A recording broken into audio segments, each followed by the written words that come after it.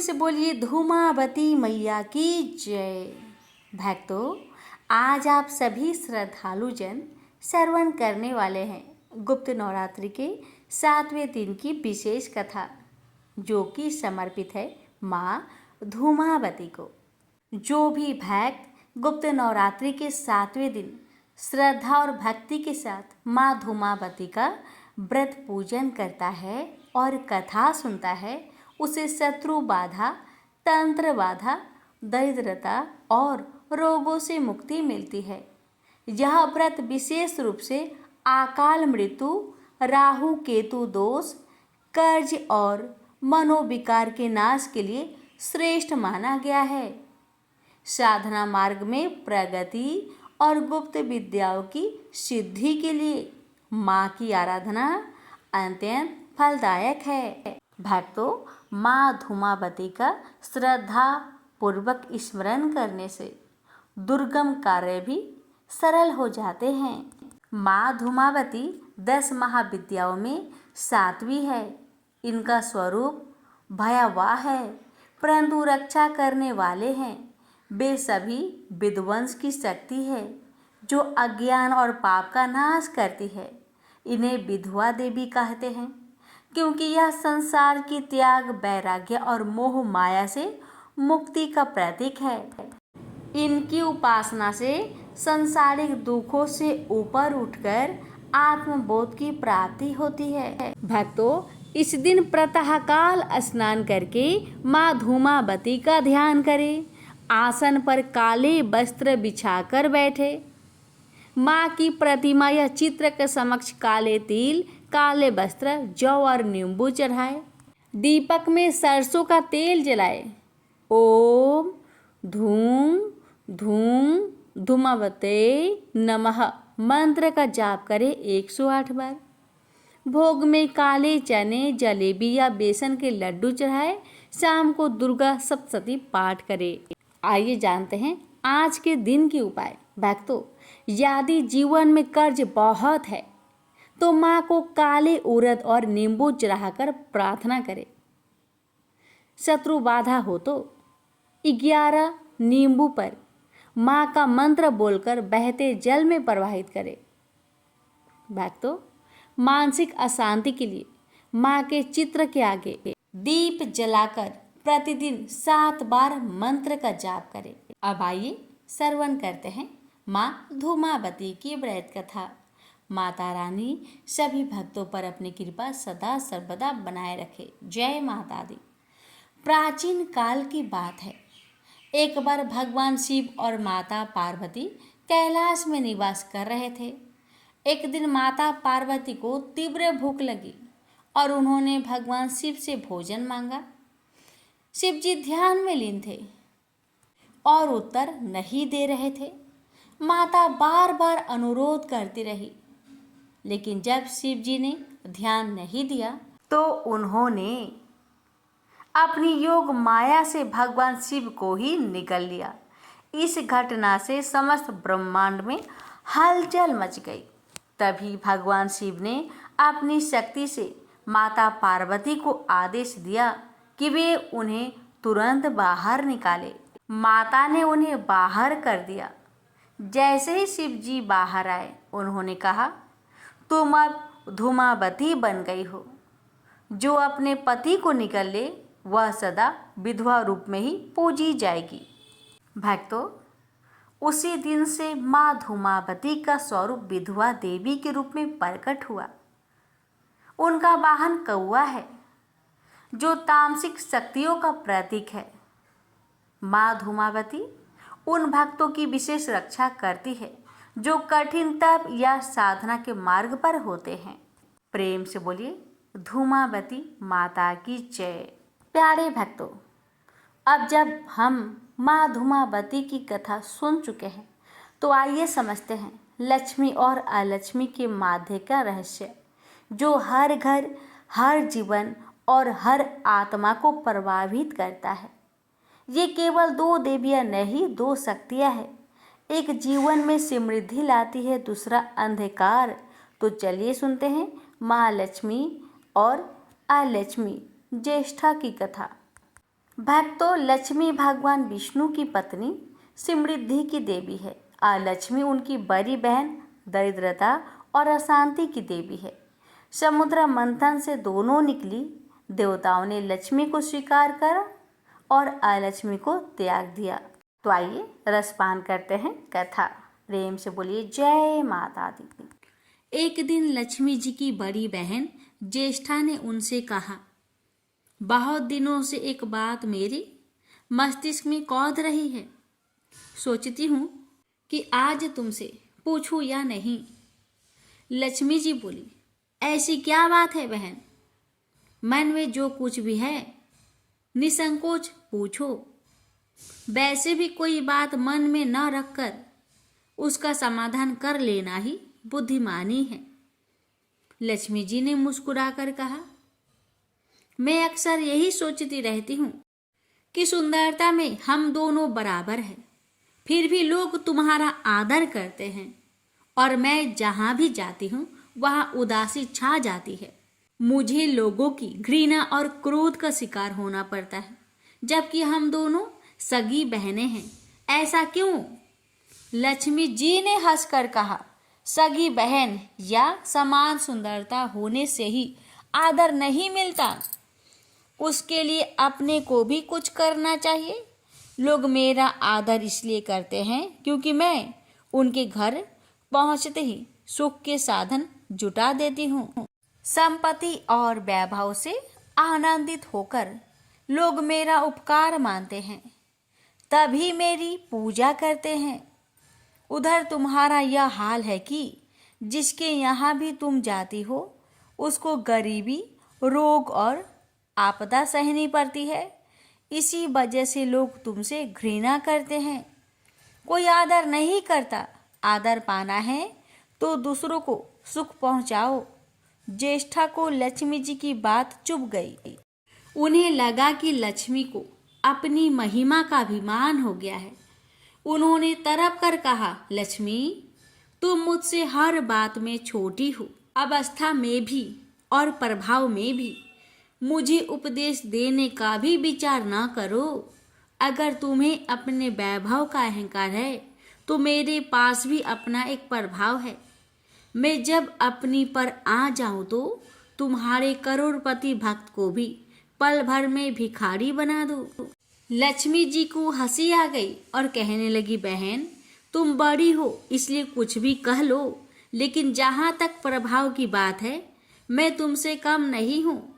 जिसको तुम भिखारी बनाओगी उसे मैं दूसरे दिन रंक से फिर राजा बना दूंगी। मेरी महिमा का भी अभी तुम्हें पता ही कहाँ है और तुम्हें भी मेरी महिमा का पता ही नहीं है। जिसकी तुम सहायता करोगी उसे मैं दाने दाने के लिए भी मोहताज कर दूंगी। देखो बहन, दाने दाने के लिए तो तुम उसे मोहताज कर सकती हो जिससे मैं रूठ जाऊं।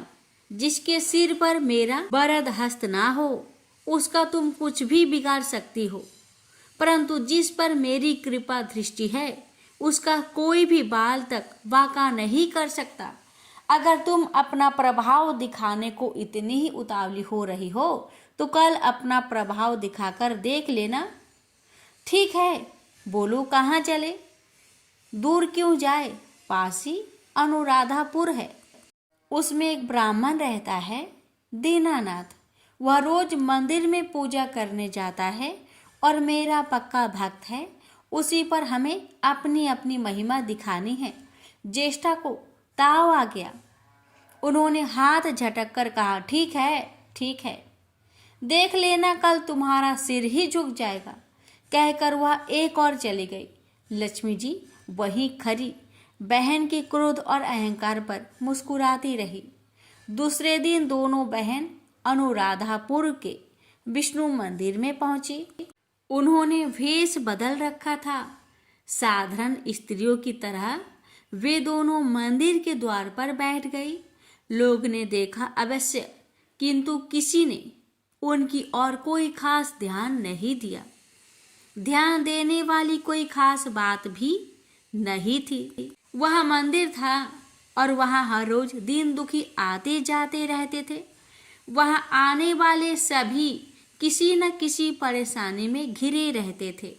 फिर भला उन्हें किसी दूसरे की परेशानी से क्या सरोकार हो सकता था। थोड़ी देर बाद उन्हें दीनू पंडित आया। दोनों बहनों की नज़र उस पर जम गई। पूजा करके जब वह लौटने लगा तो ज्येष्ठा ने कहा, लक्ष्मी, वह तुम्हारा भक्त आ रहा है, बन पड़े तो कोई सहायता करो। हाँ करती हूँ कहकर लक्ष्मी जी ने एक पोला बांस दीनू के रास्ते में रख दिया जिसमें मोहरें भरी हुई थी। ज्येष्ठा ने बांस को छूकर कहा, अब तुम मेरा प्रभाव भी देख लेना। पूजा करके लौट रहे दीनू ने रास्ते में पड़ा हुआ वह बांस का टुकड़ा उठा लिया। उसका विचार था कि वह किसी न किसी काम में आ जाएगा। घर में 100 ज़रूरतें होती हैं। अभी वह पंडित कुछ ही आगे बढ़ा था कि उसे एक लड़का मिला। लड़के ने पहले पंडित जी से राम राम की, फिर बड़ी ही नम्रता से बोला, पंडित जी, मुझे अपनी चारपाई के लिए बिल्कुल ऐसा ही बांस चाहिए। दादाजी ने यह कहकर भेजा है कि जाओ बाजार से ले आओ। ऐसा बांस पंडित जी कहाँ मिलेगा? दीनू ने कहा, मैंने मोल नहीं लिया, रास्ते में पड़ा था सो उठा लाया। लो, तुम्हें ज़रूरत है तो तुम ही रख लो। वैसे बाजार में 1 रुपए से कम का नहीं है। लड़के ने चवन्नी देते हुए कहा, मगर मेरे पास तो यह चवन्नी है। पंडित जी, अभी तो आप इसे ही रखिए, बाकी 12 आने शाम को दे जाऊंगा। पंडित जी खुश थे कि बिना किसी हील हुज्जत के रुपया कमा लिया। दीनू पंडित जी ने चवन्नी लेकर बांस लड़के को दे दिया और वह चवन्नी अपनी डोलची में रख दी। मंदिर के पास खड़ी दोनों देवियाँ यह सारी लीला देख रही थी। ज्येष्ठा ने कहा, लक्ष्मी, देखो तुमने, तुम्हारी इतनी सारी मोहरें मात्र एक चवन्नी में बिक गई। और अभी क्या, यह चवन्नी भी तुम्हारे भक्त के पास नहीं रुकेगी। चलो उसके पीछे चलते हैं और देखते हैं कि क्या होता है। दोनों बहनें दीपू के पीछे पीछे चलने लगी।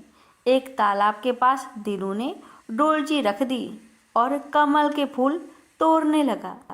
उसी बीच एक चारवाहे का लड़का आया और डोलची में रखी हुई चवन्नी लेकर भाग गया। दीनू को पता ही नहीं चला। फूल तोड़कर वह अपने घर चलने लगा। इतने में वही लड़का आता हुआ दिखाई दिया जिसने चवन्नी देकर उससे बांस ले लिया था। करीब आकर वह बोला, पंडित जी, यह बांस तो बहुत बचनी है। दादाजी ने कहा कि कोई हल्का बांस चाहिए, इसकी चारपाई ठीक न होगी। यह लीजिए, आप अपना बांस वापस ले लीजिए, कहकर उसने बांस पंडित जी के हवाले कर दिया। दीनू ने बांस ले लिया, लेकिन चवन्नी तो डोलची में थी ही नहीं। अब उसने कहा, बेटा, चवन्नी तो कहीं गिर गई, तुम मेरे साथ घर चलो, वहाँ दूसरी दे दूंगा। इस समय मेरे पास एक भी पैसा नहीं है, तब आप जाइए, मैं शाम को आकर घर से ले लूँगा। यह कहकर लड़का अपनी राह लौट गया। बांस फिर से पंडित जी के ही पास आ गया और लक्ष्मी जी होले से मुस्कुराई। उनको इस प्रकार मुस्कुराते देखकर ज्येष्ठा मन ही मन में जल उठी। वह बोली, अभी तो खेल शुरू ही हुआ है, देखते चलो कि मैं इसे कैसे तिगनी का नाच नचाती हूँ। दीनू बेचारा इस सब बातों से बेखबर अपनी ही धुन में आगे बढ़ा चला जा रहा था। उसे क्या पता था कि वह शतरंज का मोहरा बना हुआ है। वह तो धूप छाव की भांति दोनों बहनों का प्रभाव सहता चुपचाप चला जा रहा था। आगे चलकर गांव का एक अहीर मिला। उसने दीनू को चवन्नी वापस करते हुए बताया, पंडित जी, मेरा लड़का आपकी डोलची से यह चवन्नी उठा लाया था। वह बड़ा ही शैतान है। मैं आपकी वही चवन्नी लौटाने आया हूँ। हो सके तो उस शैतान को माफ़ कर दीजिएगा। दीनू ने आशीर्वाद देकर चवन्नी ले ली और प्रसन्न मन से उस लड़के को पुकारने लगा जो शाम को घर आकर चवन्नी लेने की बात कहकर लौटा जा रहा था। आवाज़ सुनकर लड़का लौट आया। अपनी चवन्नी वापस पाकर वह भी प्रसन्न हो गया।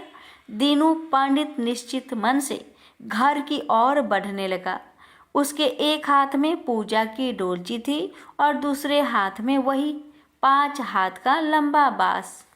राह चलते दीनू पंडित सोच रहा था, बांस तो काफ़ी बजनी है तो मजबूत भी होगा क्योंकि ठोस है।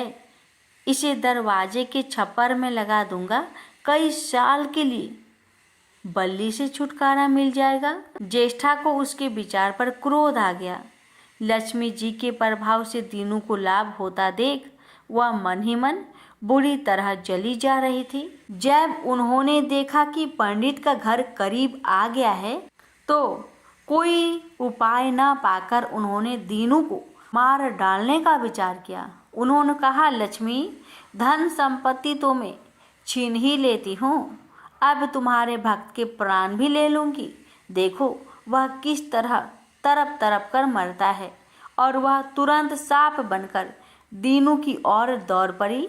लक्ष्मी जी को तनी सा भी घबराहट नहीं हुई। वह उसी तरह खड़ी मुस्कुराती रही। सहसा दीनू चौक पड़ा। एक भयानक सांप फन उठाए उसकी ओर झपट रहा था। प्राण तो सभी को प्रिय होते हैं, उपाय रहते कोई अपने को संकट में नहीं पड़ने देता।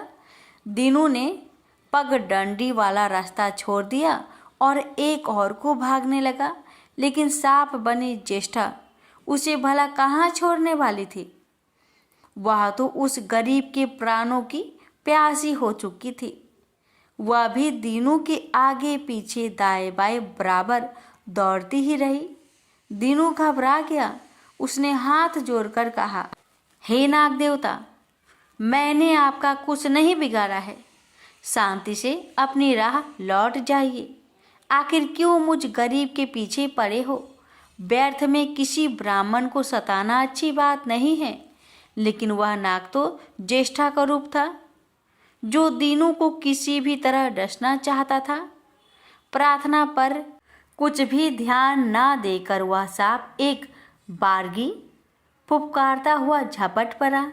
जब दीनू ने देख लिया कि बिना संघर्ष किए अब जान नहीं बचेगी तो उसने प्राण रक्षा के लिए भरपूर जोर लगाकर वही बांस सांप के ऊपर दे मारा। धरती से टकराते ही बांस के 2 टुकड़े हो गए और उसके भीतर भरी हुई मोहरे खन खनाकर बिखर गई, जैसे लक्ष्मी हंस पड़ी। दीनू के मुंह से हैरतपूर्ण चीख सी निकली। अरे! थोड़ी देर के लिए वह ठगा सा खरा आंखें फाड़े उन मोहरों की ओर देखता रहा। एक पल के लिए तो वह सांप को भूल ही गया, परंतु फिर जैसे उसे झटका सा लगा।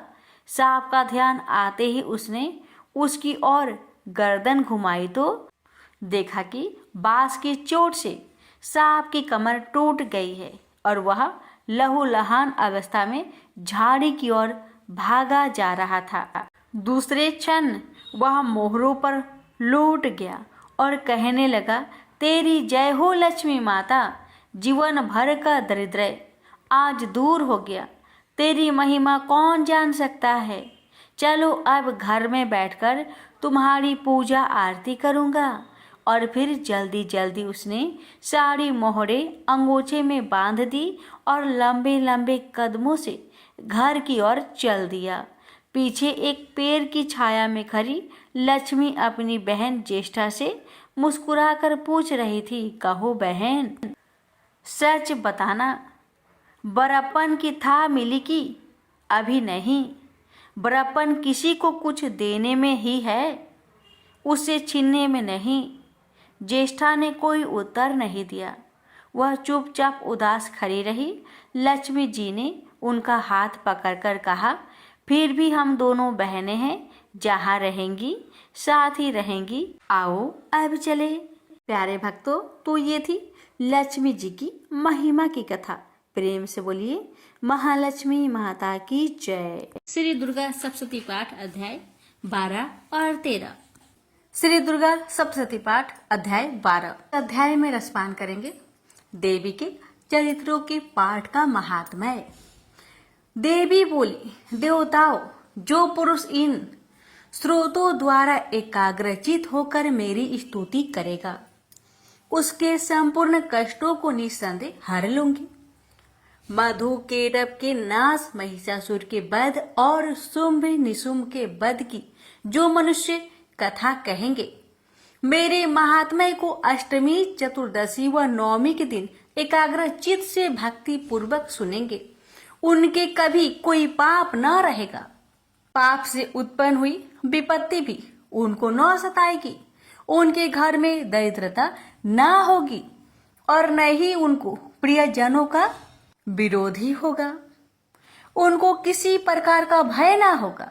इसलिए प्रत्येक मनुष्य को भक्ति पूर्वक मेरे इस कल्याण कारण महात्म्य को सदा पढ़ना और सुनना चाहिए।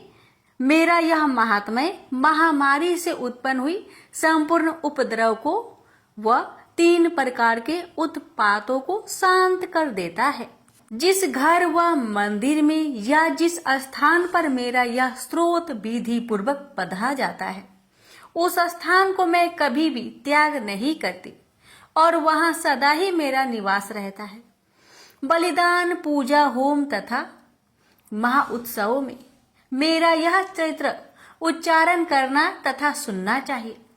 ऐसा हवन या पूजन मनुष्य चाहे जानकर या बिना जाने करे, मैं उसे तुरंत ग्रहण कर लेती हूँ। और शरद काल प्रत्येक वर्ष जो महापूजा की जाती है, उसमें मनुष्य भक्ति पूर्वक मेरा यह महात्म्य सुनकर सब विपत्तियों से छूट जाता है और धन, धान्य तथा पुत्र आदि से संपन्न हो जाता है। मेरे इस महात्म्य व कथाओं इत्यादि को सुनकर मनुष्य युद्ध में निर्भय हो जाता है और महात्म्य के श्रवण करने वाले के शत्रु नष्ट हो जाते हैं तथा कल्याण की प्राप्ति होती है और उनका कुल आनंदित हो जाता है। सब कष्ट शांत हो जाते हैं तथा भयंकर सपना दिखाई देना तथा घरेलू दुख इत्यादि सब मिट जाते हैं। बाल ग्रहों में ग्रसित बालकों के लिए यह मेरा महात्म्य परम शांति का देने वाला है। मनुष्यों में फूट पड़ने पर यह भली भांति मित्रता करवाने वाला है। पशु, पुष्प, अर्घ्य, धूप, गंध, दीपक इत्यादि उत्तम सामग्रियों द्वारा पूजन करने से ब्राह्मणों को भोग करा, हवन करके प्रतिदिन अभिषेक करके, नाना प्रकार के भोग का अर्पण करके और प्रत्येक वर्ष दान इत्यादि करके जो मेरी आराधना की जाती है और उससे मैं जैसी प्रसन्न हो जाती हूँ, वैसे ही प्रसन्न मैं इस चरित्र से सुनने से हो जाती हूँ। यह महात्म्य श्रवण करने पर पापों को हर लेता है तथा आरोग्य प्रदान करता है। मेरे पदुभार का कीर्तन दुष्ट प्राणियों से रक्षा करने वाला है, युद्ध में दुष्ट दैत्यों का संहार करने वाला है। इसके सुनने से मनुष्य को शत्रुओं का भय नहीं रहता। हे देवताओं, तुमने जो स्तुति की है अथवा ब्रह्मा जी ने मेरी स्तुति की है, वह मनुष्य को कल्याणकारी बुद्धि प्रदान करने वाली है। वन में, सूने मार्ग में अथवा दावानल से घिरे जाने पर, वन में चोरों से घिरा हुआ या शत्रुओं द्वारा पकड़ा हुआ अथवा जंगल में सिंहों से, व्याघ्रों से या जंगली हाथियों द्वारा पीछा किया हुआ, राजा के क्रोध हो जाने पर मारे जाने की, समुद्र में नाव के डगमगाने पर, भयंकर युद्ध में फंसा हुआ होने पर, किसी प्रकार की पीड़ा से पीड़ित, घोर बाधाओं से दुखी हुआ मनुष्य मेरे इस चरित्र को स्मरण करने से संकट से मुक्त हो जाता है। मेरे प्रभाव से सिंह, चोर या शत्रु इत्यादि दूर भाग जाते हैं और पास नहीं आते। महर्षि ने कहा, प्रचंड पराक्रम वाली भगवती चंडिका योग कहने के पश्चात सब देवताओं के देखते ही देखते अंतर्ध्यान हो गई और संपूर्ण देवता अपने शत्रुओं के मारे जाने पर पहले की तरह यज्ञ भाग का उपभोग करने लगे और उनको अपने अधिकार फिर से प्राप्त हो गए तथा युद्ध में देवताओं के शत्रुओं शुंभ व निशुंभ के देवी के हाथों मारे जाने पर बाकी बचे हुए राक्षस पाताल को चले गए। हे राजन, इस प्रकार भगवती अंबिका नित्य होती हुई बार बार प्रकट होकर इस जगत का पालन करती है, इसको मोहित करती है, जन्म देती है और प्रार्थना करने पर समृद्धि प्रदान करती है। हे राजन, भगवती ही महाप्रलय के समय महामारी का रूप धारण करती है और वही संपूर्ण ब्रह्मांड में व्याप्त है और वही भगवती समय समय पर महाकाली तथा महामारी का रूप बनाती है और स्वयं अनजन्मा होती हुई सृष्टि के रूप में प्रकट होती है। वह सनातन देवी प्राणियों का पालन करती है और वही मनुष्य के अभ्युदय के समय घर में लक्ष्मी का रूप बनाकर स्थित हो जाती है तथा अभाव के समय दरिद्रता बनकर विनाश का कारण बन जाती है।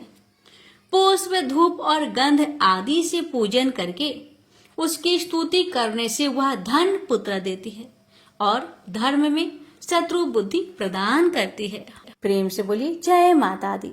माता रानी आप सभी भक्तों पर अपनी कृपा सदा सर्वदा बनाए रखे।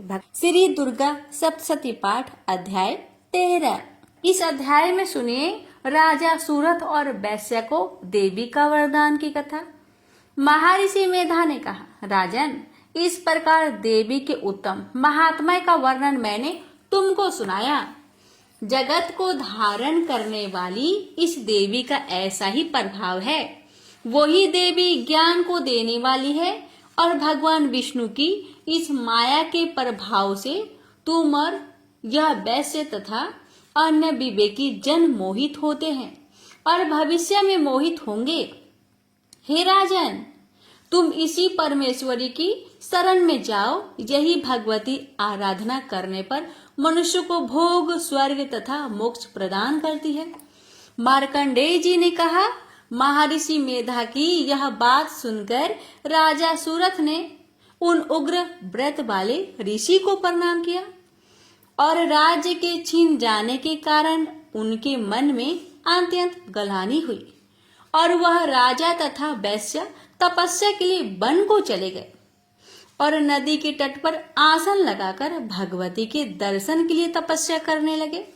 दोनों ने नदी तट पर देवी की मूर्ति बनाई और पुष्प, धूप, दीप तथा हवन द्वारा उसका पूजन करने लगे। पहले उन्होंने आहार को कम कर दिया, फिर बिल्कुल निराहार रहकर भगवती में मन लगाकर एकाग्रता पूर्वक उसकी आराधना करने लगे। वह दोनों अपने शरीर के रक्त से देवी को बलि देते हुए 3 वर्ष तक लगातार भगवती की आराधना करते रहे। 3 वर्ष के पश्चात जगत का पालन करने वाले चंडिका ने उनको प्रत्यक्ष दर्शन देकर कहा। देवी बोली, हे राजन तथा अपने कुल को प्रसन्न करने वाले वैश्य, तुम जिस वर की इच्छा रखते हो वह मुझसे मांगो, वह मैं तुमको दूंगी, क्योंकि मैं तुम पर अत्यंत प्रसन्न हूँ। मार्कंडेय जी कहते हैं, यह सुन राजा ने अगले जन्म में नष्ट न होने वाला अखंड राज्य और इस जन्म में बलपूर्वक अपने शत्रुओं को नष्ट करने के लिए पश्चात अपना पुनः राज्य प्राप्त करने के लिए भगवती से वरदान मांगा। और वैश्य ने भी, जिसका चित्त संसार की ओर से विकृत हो चुका था, अतः भगवती से अपनी ममता तथा अहंकार रूप आसक्त हो नष्ट कर देने वाले ज्ञान को देने के लिए कहा। देवी ने कहा, राजन, तुम शीघ्र ही अपने शत्रुओं को मारकर पुनः अपना राज्य प्राप्त कर लोगे। तुम्हारा राज्य स्थिर रहने वाला होगा। फिर मृत्यु के पश्चात आप सूर्य देव के अंश से जन्म लेकर स्वर्णिक मनु के नाम से इस पृथ्वी पर ख्याति को प्राप्त होगे। हे वैश्य, कुल में श्रेष्ठ, आपने जो मुझसे वर मांगा है वह आपको देती हूँ। आपको मोक्ष के देने वाले ज्ञान की प्राप्ति होगी। मार्कंडेय जी कहते हैं, इस प्रकार उन दोनों को मनोवांछित वर प्रदान कर तथा उनसे अपनी स्तुति सुन कर भगवती अंतर्ध्यान हो गई। और इस प्रकार क्षत्रियों में श्रेष्ठ वह राजा सुरथ भगवान सूर्य से जन्म लेकर इस पृथ्वी पर स्वर्णिक मनु के नाम से विख्यात होंगे। प्रेम से बोलिए जय माता दी। प्यारे भक्तों, यहीं पर श्री दुर्गा सप्तशती पाठ अंतिम अध्याय यानी 13वां अध्याय संपूर्ण हुआ। माता रानी कथा कहने वाले, कथा सुनने वाले, हुकार भरने वाले सभी भक्तों पर अपनी कृपा सदा सर्वदा बनाए रखे। जय माता दी। देवी कवच यानी दुर्गा कवच पाठ। पौराणिक मान्यता है कि मंत्रों में बहुत शक्ति होती है। अगर इस मंत्रों को सही से पढ़ा जाए तो प्रतिकूल कंपन को अधिक सकारात्मक और आकर्षक कंपन में बदलने की क्षमता होती है। अगर आप अपने चारों ओर फैली नकारात्मकता से परेशान हैं और आपको कोई रास्ता नहीं दिखाई पड़ रहा, तो आपको दुर्गा कवच का पाठ करना चाहिए। ऐसा कहा जाता है कि वह व्यक्ति जो ईमानदारी से भक्ति और सही उच्चारण के साथ नियमित रूप से दुर्गा कवच को पढ़ता या सुनता है, वह सभी बुराइयों से संरक्षित रहता है। 18 प्रमुख पुराणों में से एक मार्कंडेय पुराण के अंदर दुर्गा कवच, देवी कवच के श्लोकों का उल्लेख है। दुर्गा कवच दुर्गा सप्तशती का एक आदित्य स्रोत है। दुर्गा कवच को भगवान ब्रह्मा ने ऋषि मार्कंडेय को सुनाया और इसमें 47 श्लोक शामिल है। इसके बाद 9 श्लोकों में फल श्रुति लिखित है। फल श्रुति का अर्थ होता है कि मंत्रों को सुनने या पढ़ने से क्या फल प्राप्त होता है। दुर्गा कवच का महत्व। दुर्गा कवच में भगवान ब्रह्मा जी ने देवी पार्वती माँ की 9 अलग अलग देवीय रूपों के बारे में बताया है। भगवान ब्रह्मा हर किसी को देवी कवच को पढ़ने या सुनने के लिए देवी माँ का आशीर्वाद मांगने के लिए अनुरोध करते हैं। जो भी इस कवच का नित्य पाठ करता या सुनता है, वह माँ दुर्गा से विशेष आशीर्वाद प्राप्त करता है। नकारात्मकता को खत्म करने के लिए एक शक्तिशाली मंत्रों का संग्रह देवी कवच के रूप में विद्यमान है। यह जातक को किसी भी बुरी आत्माओं से बचाने के लिए एक कवच के लिए रूप में कार्य करता है। भक्तों, अब जानते हैं दुर्गा कवच का पाठ कैसे करें। दुर्गा कवच का पाठ दुर्गा सप्तशती के आरंभ में और दुर्गा सप्तशती पाठ के बाद में करना चाहिए। दुर्गा कवच का पाठ करने से पहले स्नान करके स्वच्छ वस्त्र धारण कर ले। इसके बाद माँ का ध्यान करे और घी का दीप जलाए। दुर्गा कवच का पाठ शुरू करने से पहले अपने मन से सभी दुर्भावनाओं को दूर कर दे और सिर्फ माँ की भक्ति के बारे में विचार करे। माँ को पुष्प अर्पित करने के बाद फल मिष्ठान का भोग लगाए और दुर्गा कवच का पाठ शुरू करे। दुर्गा कवच का पाठ करने के लाभ। दुर्गा कवच का पाठ करने से जातक के मन और उसके आसपास से नकारात्मक ऊर्जाओं का नाश होता है। दुर्गा कवच का पाठ करने से जातक को प्रेत बाधा जैसी समस्याओं से जल्दी मुक्ति मिल जाती है। दुर्गा कवच का पाठ करने से अकाल मृत्यु जैसे संकट दूर होते हैं। दुर्गा कवच का पाठ करने से बड़े से बड़े संकट का निवारण होता है। दुर्गा कवच का पाठ करने से असाध्य रोगों से मुक्ति मिलती है। इतना ही नहीं, दुर्गा कवच का पाठ से न्यायालय से जुड़ी मामलों में जीत हासिल होती है। भक्तों, इस पावन दुर्गा कवच का पाठ करने से इतना ही नहीं, शत्रुओं में भी विजय हासिल होती है। अब जानिए दुर्गा कवच पाठ करने के कुछ नियम। दुर्गा कवच करते समय शब्दों के उच्चारण का विशेष ध्यान देना चाहिए। अगर आप संस्कृत में पाठ नहीं कर पा रहे तो हिंदी में पाठ करें, लेकिन गलत उच्चारण में इसका पाठ कभी ना करें। दुर्गा कवच का पाठ करते समय प्याज, लहसुन, तंबाकू, मांस, मदिरा और किसी भी प्रकार के तामसिक भोजन को ना ग्रहण करें। दुर्गा कवच का पाठ करते समय पूर्ण ब्रह्मचार्य का पालन करना चाहिए। दुर्गा कवच का पाठ करते समय मन में कोई भी छल कपट, लोभ, लालच को नहीं रखना चाहिए और सच्चे मन से माँ की आराधना करनी चाहिए। दुर्गा कवच का पाठ करते समय स्वच्छ और सुगंधित वातावरण होना चाहिए। आसपास गंदगी ना हो, इसका विशेष ध्यान देना चाहिए।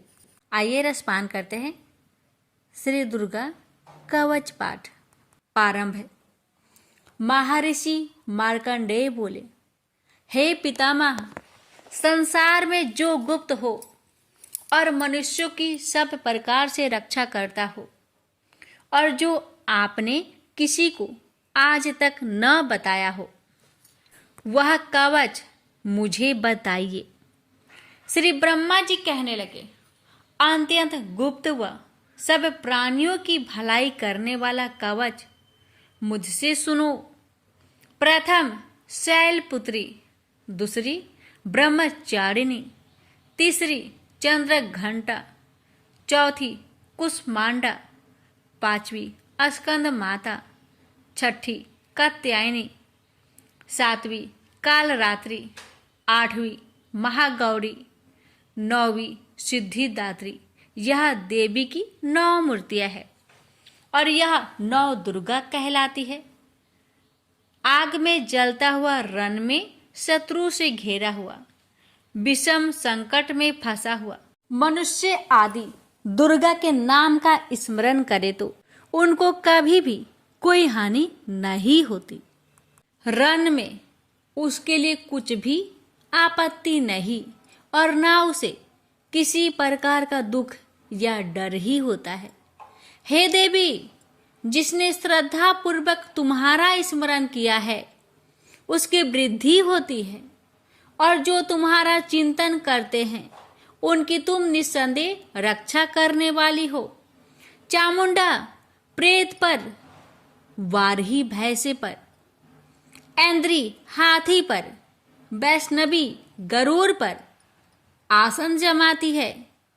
हे महेश्वरी, बैल पर, कौमारी मोर पर और हाथ में कमल लिए हुए विष्णु प्रिया लक्ष्मी जी की कमल के आसन पर विराजती है। बैल पर बैठी हुई ईश्वरी देवी ने श्वेत रूप धारण कर रखा है और ब्रह्मी देवी हंस पर बैठती है और सब प्रकार के आभूषणों से विभूषित है। इस प्रकार यह सब माताएं सब प्रकार के योग शक्तियों से युक्त और अनेक प्रकार के रत्न धारण किए हुए हैं। भक्तों की रक्षा के लिए संपूर्ण देवियां रथ में बैठी तथा क्रोध में भरी हुई दिखाई देती है और ये शंख, चक्र, गदा, शक्ति, हल और मूसल, खेटक और तोमर, परशु तथा पास, कुंती और त्रिशूल एवं उत्तम सारंग, धनुष आदि शास्त्रों को दैत्य के नाश के लिए और भक्तों की रक्षा के लिए है और देवताओं के कल्याण के लिए धारण किए हैं। हे महारुद्रे, अत्यंत घोर पराक्रम, महान बल और महान उत्साह वाली देवी, तुमको मैं नमस्कार करता हूँ। हे देवी, तुम्हारा दर्शन दुर्लभ है तथा आप शत्रुओं के भय को बढ़ाने वाली है। हे जगदम्बिके, मेरी रक्षा करो। पूर्व दिशा में ऐन्द्री मेरी रक्षा करे, अग्निकोण में अग्नि शक्ति, दक्षिण में वाराही देवी, नेतृत्व कोण में खड़कधारिणी देवी मेरी रक्षा करे। बारूनी पश्चिम दिशा में, वायु कोण में मृग वाहिनी, उत्तर में कौमारी और ईशान में शूलधारिणी देवी मेरी रक्षा करे। ब्राह्मणी ऊपर की ओर से मेरी रक्षा करे और वैष्णवी देवी नीचे की ओर मेरी रक्षा करे और इसी प्रकार 100 पर बैठी चामुंडा देवी 10 दिशाओं में मेरी रक्षा करे। जया आगे, विजया पीछे, बाई और अजीता, दाहिनी और अपराजिता मेरी रक्षा करे। उधोतिनी देवी शिखा की रक्षा करे तथा उमा सिर में स्थित होकर रक्षा करे। इसी प्रकार मस्तक में मालाधारी देवी रक्षा करे और यशस्वी देवी मेरी भौहों का संरक्षण करे। भौहों के मध्य भाग में त्रिनेत्रा नथुनों की यम घंटा देवी रक्षा करे। नेत्रों के मध्य में शंखिनी देवी और द्वार बासिनी कानों की रक्षा करे। कपोलों की कालिका देवी और कानों के मूल भाग की भगवती साकरी रक्षा करे। सुगंधा नासिका में और चर्चिका ऊपर की होठ में और अमृत कला नीचे की होठ की सरस्वती देवी जीभ की रक्षा करे। कौमारी देवी दांतों की और चंडिका कंठ परिवेश की रक्षा करे। चित्र घंटा गले की घंटी की और महामाया तालू की रक्षा करे। कामाक्षी ठोड़ी की सर्वमंगला बानी की रक्षा करे। भद्रकाली गर्दन की और धनुर्धरी पीठ के मेरुदंड की रक्षा करे। कंठ के बाहरी भाग की नीलग्रीवा और कंठ की नली की नल कुबरी रक्षा करे। दोनों कानों की खाडिंगिनी और वज्रधारिणी मेरी दोनों बाहों की रक्षा करे। दंडिनी दोनों हाथों की और अंबिका देवी समस्त उंगलियों की रक्षा करे। सुलेश्वरी देवी संपूर्ण नखों की, कुलेश्वरी देवी पेट की रक्षा करे। महादेवी दोनों स्तनों की, शोक विनाशिनी मन की रक्षा करे। ललिता देवी हृदय की, शूलधारिणी उदर की रक्षा करे। कामिनी नाभि की, गुहोश्वरी गुहा स्थान की, पूतना और कामिका लिंग की और महिषावाहिनी गुदा की रक्षा करे। भगवती खटी भाग में और विंध्यावासिनी घुटनों की रक्षा करे। संपूर्ण इच्छाओं को पूर्ण करने वाली महाबला देवी दोनों पिंडलियों की रक्षा करे। नरसिंही दोनों टकुनों की और तेजसी देवी दोनों पावों के पृष्ठ भाग की, श्रीधरी पावों की अंगुलियों की तथा बासनी पैर की तलुओं की। दंष्ट्रा करालिनी देवी नखों की, ऊर्ध केशविनी केशों की, बागेश्वरी त्वचा की रक्षा करे। रोमा बलियों के छेद्रों की, कौबेरी और त्वचा की बागेश्वरी देवी रक्षा करे। पार्वती देवी रक्त, मज्जा, बसा, मांस, हड्डी की रक्षा करे। कालरात्रि आंतों की रक्षा करे। मुकुटेश्वरी देवी पित्त की, पद्मावती कमल कोश की, चूड़ामणि कफ की रक्षा करे। ज्वालामुखी नसों के जल की रक्षा करे। अभेदा देवी शरीर के सब जोड़ों की रक्षा करे। ब्राह्मणी मेरे वीर्य की, छत्रेश्वरी छाया की और धर्म धारिणी मेरे अहंकार मन तथा बुद्धि की रक्षा करे। प्राण अपान समान उदान और व्यान की वज्रहस्ता देवी रक्षा करे। कल्याण शोभना मेरे प्राण की रक्षा करे। रस रूप गंध शब्द और स्पर्श इन विषयों का अनुभव करते समय योगिनी देवी मेरी रक्षा करे तथा मेरे सत्वगुण रजोगुण तमोगुण की रक्षा नारायणी देवी करे। आयु की रक्षा बाराही देवी करे। वैष्णवी धर्म की तथा चक्रिनी देवी मेरी यश कृति लक्ष्मी धन विद्या की रक्षा करे। इंद्राणी मेरे शरीर की रक्षा करे और हे चंडिके आप मेरे पशुओं की रक्षा करें। महालक्ष्मी मेरे पुत्रों की रक्षा करे और भैरवी मेरी पत्नी की रक्षा करे। मेरे पथ की सुपथा तथा मार्ग की क्षमा करी देवी रक्षा करे। राजा के दरबार में महालक्ष्मी तथा सब और व्याप्त रहने वाली विजया देवी चारों ओर से मेरी रक्षा करे।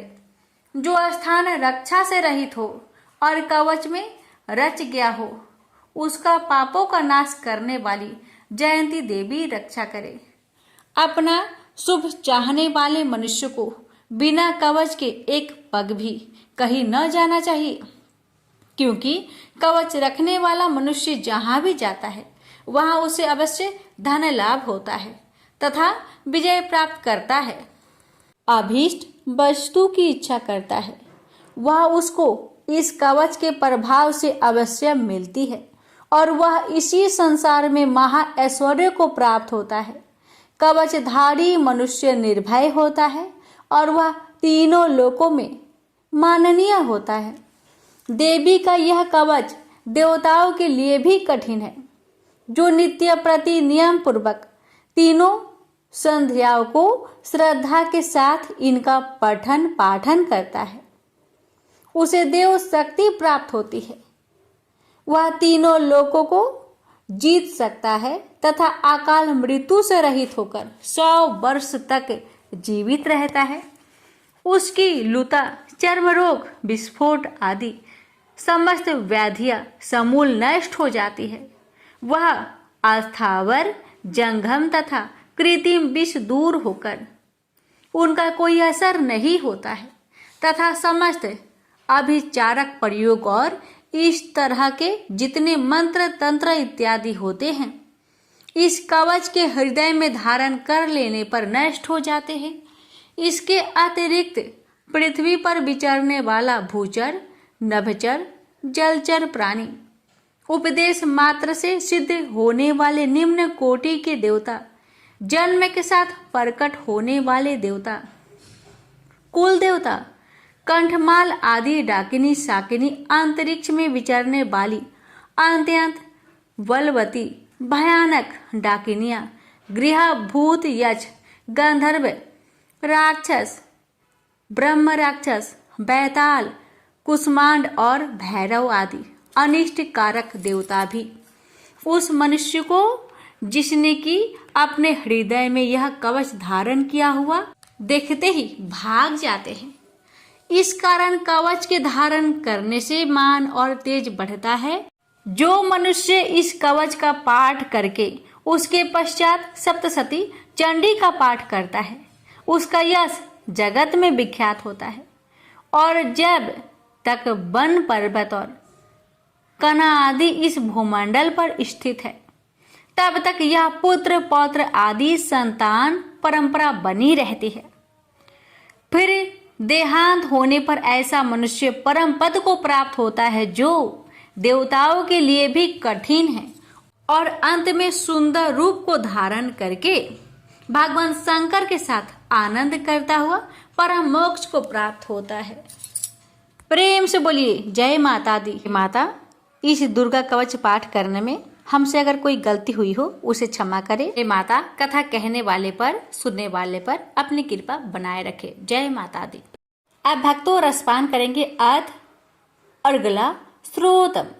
मार्कंडेय जी कहते हैं, जयंती मंगला काली, भद्र काली, कपालिनी, दुर्गा, क्षमा शिवा, धात्री, स्वाहा और स्वधा, इन नामों से प्रसिद्ध देवी, तुम्हें मैं नमस्कार करता हूँ। हे देवी, तुम्हारी जय हो। प्राणियों के संपूर्ण दुख हरने वाली तथा सब में व्याप्त रहने वाली देवी, तुम्हारी जय हो। काल रात्रि तुम्हें नमस्कार है। मधु और केटभ दैत्य का वध करने वाली, ब्रह्मा को वरदान देने वाली देवी, तुम्हें नमस्कार है। तुम मुझे रूप दो, जय दो, यश दो और काम क्रोध आदि शत्रुओं का नाश करो। महिषासुर का नाश करने वाली तथा भक्तों को सुख देने वाली देवी, तुम्हें नमस्कार है। तुम मुझे सुंदर स्वरूप दो, विजय दो और मेरे शत्रुओं को नष्ट करो। हे रक्त बीज का वध करने वाली, हे चंड मुंड को नाश करने वाली, तुम मुझे रूप दो, जय दो, यश दो और काम क्रोध आदि शत्रुओं का नाश करो। हे शुभ, निशुभ और धूम्राक्ष राक्षस का मर्दन करने वाली देवी, मुझको स्वरूप दो, विजय दो और मेरे शत्रुओं का नाश करो। हे पूजित चरण युगल वाली देवी, हे संपूर्ण सौभाग्य प्रदान करने वाली देवी, तुम रूप दो, जय दो, यश दो और काम क्रोध आदि शत्रुओं का नाश करो। हे देवी, तुम्हारे रूप और चरित्र अमित है। तुम सब शत्रुओं का नाश करने वाली हो। मुझे रूप, जय, यश दो और काम क्रोध आदि शत्रुओं का नाश करो। पाप को दूर करने वाली चंडिके, इस संसार में जो भक्ति से तुम्हारा पूजन करते हैं, उनको तुम रूप तथा विजय और यश दो तथा उनके शत्रुओं का नाश करो।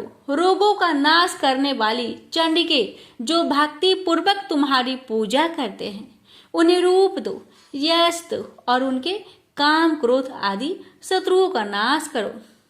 हे चंडिके, इस संसार में जो भक्ति से तुम्हारी पूजा करते हैं, उनको तुम विजय और यश दो तथा उनके शत्रुओं का नाश करो। हे देवी, मुझे सौभाग्य दो और आरोग्य दो, परम सुख दो, रूप दो, जय दो, यश दो और मेरे काम क्रोध आदि शत्रुओं का नाश करो। हे देवी, जो मुझसे वैर रखते हैं उनका नाश करो और मुझे अधिक बल प्रदान कर रूप, जय, यश दो और मेरे शत्रुओं का संहार करो। हे देवी, मेरा कल्याण करो और मुझे उत्तम संपत्ति प्रदान करो। रूप, जय, यश दो और काम क्रोध आदि शत्रुओं का नाश करो। हे देवता तथा राक्षसों के मुकुट रत्नों से स्पर्श किए हुए चरणों वाली देवी, हे अंबिके, मुझे रूप दो, विजय तथा यश दो और मेरे शत्रुओं का नाश करो। और हे देवी, अपने भक्तों को विद्वान, कीर्तिवान और लक्ष्मीवान बनाओ और उन्हें रूप दो, उन्हें जय दो और उनके शत्रुओं का नाश करो। हे प्रचंड दैत्यों के अभिमान का नाश करने वाली चंडिके, मुझे शरणागत को रूप दो, विजय दो, यश दो और मेरे शत्रुओं का नाश करो। हे चार भुजाओं वाली, हे ब्रह्मा द्वारा प्रशंसित परमेश्वरी, आप मुझे रूप दो, जय दो, यश दो और मेरे शत्रुओं को नष्ट करो। निरंतर भक्ति से भगवान विष्णु से सदा स्तुति की हुई हे अंबिके, रूप, यश, जय दो और मेरे शत्रुओं को नष्ट करो। हिमाचल कन्या पार्वती के भगवान शंकर से स्तुति की हुई है परमेश्वरी, मुझे रूप, जय, यश दो और मेरे शत्रुओं का नाश करो। इंद्राणी के पति इंद्र के द्वारा सद्भाव से पूजित होने वाली परमेश्वरी, मुझे तुम रूप दो, जय दो, यश दो और काम क्रोध आदि शत्रुओं को नष्ट करो। प्रचंड भुजदंड से दैत्यों के घमंडों को नष्ट करने वाली, मुझे रूप दो, जय दो, यश दो और मेरे शत्रुओं का नाश करो। हे देवी, तुम अपने भक्तों को सदा असीम आनंद देती हो, मुझे रूप, जय, यश दो और मेरे काम क्रोध आदि शत्रुओं को नष्ट करो। देवी, मेरी इच्छा अनुसार चलने वाली सुंदर स्त्री मुझे प्रदान करो कि संसार सागर से तरने वाली तथा उत्तम कुल में उत्पन्न हुई हो। जो मनुष्य पहले इस स्रोतम का पाठ करता है और फिर सप्तसती रूपी महास्रोत का पाठ करता है, वह सप्तसती की जप संख्या से मिलने वाले श्रेष्ठ फल को प्राप्त होता है और उसके साथ ही उसे प्रचुर धन भी प्राप्त होता है। प्रेम से बोलिए जय माता दी। भक्तों, रसपान करे अथ किलक स्रोतम। महर्षि मार्कंडेय बोले, निर्मल ज्ञान रूपी शरीर धारण करने वाली, देवत्रय रूप दिव्य तीन नेत्र वाली, जो कल्याण प्राप्ति के हेतु है तथा अपने मस्तक पर अध्र चंद्र धारण करने वाली है, उन भगवान शंकर को नमस्कार है। जो मनुष्य अभिकीलक मंत्रों को जानता है, वही पुरुष कल्याण को प्राप्त करता है। जो अन्य मंत्रों को जाप कर केवल सप्तसती स्रोत से ही देवी की स्तुति करता है, उसको इससे ही देवी की सिद्धि हो जाती है। उन्हें अपने कार्य की सिद्धि के लिए दूसरे की साधना करने की आवश्यकता नहीं रहती। बिना जप के ही उनके उच्चाटन आदि सिद्ध हो जाते हैं। लोगों के मन में शंका थी कि केवल सप्तसती की उपासना से अथवा सप्तसती को छोड़कर अन्य मंत्रों की उपासना से भी समान रूप से सब कार्य सिद्ध हो जाते हैं। तब इनमें कौन सा श्रेष्ठ साधन है? लोगों की इस शंका को ध्यान में रखकर भगवान शंकर ने अपने पास आए हुए जिज्ञासुओं को समझाया कि यह सप्तसती नामक संपूर्ण स्रोत ही कल्याण कर देने वाला है।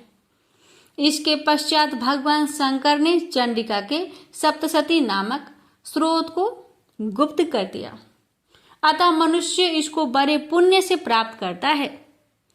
जो मनुष्य कृष्ण पक्ष की 14 अथवा अष्टमी को एकाग्रचित होकर देवी को अपना सर्वस्व समर्पित कर देता है और फिर उसे प्रसाद रूप से ग्रहण करता है, उस पर दुर्गा प्रसन्न होती है, अन्यथा नहीं होती। इस प्रकार सिद्ध के प्रतिबंधक रूप कील के द्वारा भगवान शंकर ने इस स्रोत को कीलित कर रखा है। जो पुरुष इस सप्तशती को निष्कीलन करके नित्य पाठ करता है वह सिद्ध हो जाता है, वही देवों का पार्षद होता है और वह गंधर्व होता है। सर्वत्र विचरते रहने पर भी उस मनुष्य को इस संसार में कहीं कोई डर नहीं होता। वह आप मृत्यु के बस में नहीं पड़ता और मरकर मोक्ष की प्राप्ति हो जाती है। किंतु इस कीलक की विधि को जानकर ही सप्तशती का पाठ करना चाहिए। जो ऐसा नहीं करता वह नष्ट हो जाता है। कीलन और निष्कीलन संबंधी जानकारी के पश्चात ही यह स्रोत निर्दोष होता है और विद्वान पुरुष इस स्रोत का ही पाठ आरंभ करते हैं। स्त्रियों में जो कुछ सौभाग्य आदि दिखाई देता है वह सब इस पाठ की ही कृपा है। इसलिए इस कल्याणकारी स्रोत का सदा पाठ करना चाहिए। इस स्रोत का सने पाठ करने से भी स्वलभ फल की प्राप्ति होती है और उच्च स्वर से ही इसका पाठ आरंभ करना चाहिए। जिस देव के प्रसाद से ऐश्वर्य, सौभाग्य, आरोग्य, संपत्ति, शत्रुनाश तथा परम मोक्ष की प्राप्ति होती है, उस देवी की स्तुति मनुष्य को अवश्य करनी चाहिए। हे माता, इस कवच पाठ को कहने में अगर हमसे कोई भूल चूक हुई हो तो मुझे क्षमा करें और इस पाठ को सुनने वाले भक्तों पर अपनी कृपा सदा बनाए रखे और मुझ पर भी अपनी कृपा बनाए रखे। प्रेम से बोलिए जय माता दी। क्षमा प्रार्थना। हमें देवी माता से इस प्रकार क्षमा याचना करनी चाहिए। हे परमेश्वरी, मेरे द्वारा रात दिन बहुत से अपराध होते रहते हैं। मुझे अपना दास समझकर मेरे उन अपराधों को आप कृपा पूर्वक क्षमा करिए। परमेश्वरी, मैं आह्वान करना नहीं जानती, विसर्जन करना नहीं जानती तथा पूजा करने का ढंग भी नहीं जानती। हे माँ, मुझे क्षमा करिए। देवी सुरेश्वरी, मैंने जो मंत्रहीन ना मंत्रों को मैं जानती हूँ, क्रियाहीन ना क्रियाओं को जानती हूँ और भक्तिहीन ना भक्ति के प्रकार जानती हूँ। पूजन क्या है वह सब आपकी कृपा से पूरे हो।